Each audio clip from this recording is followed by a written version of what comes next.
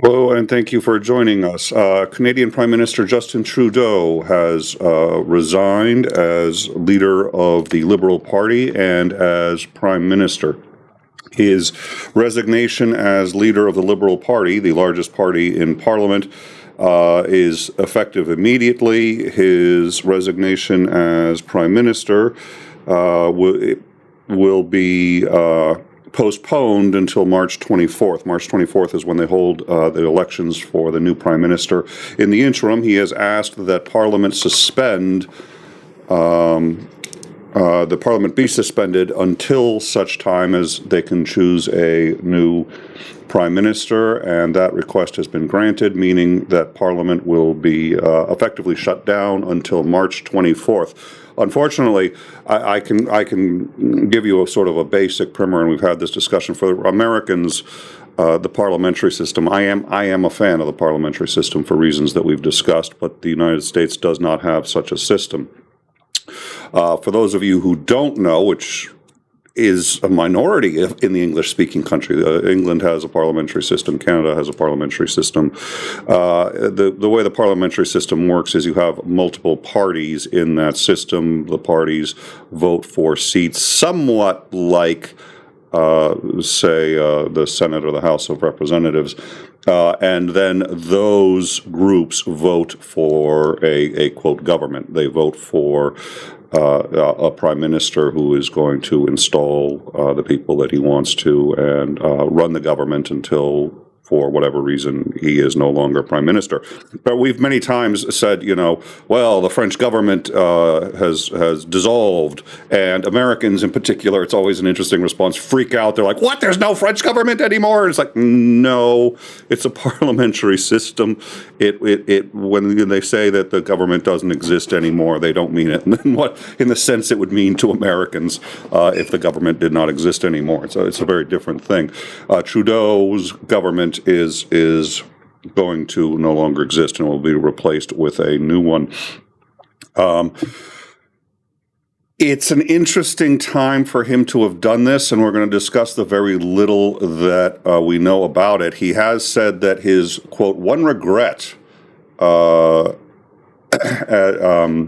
has one regret. It's an interesting one.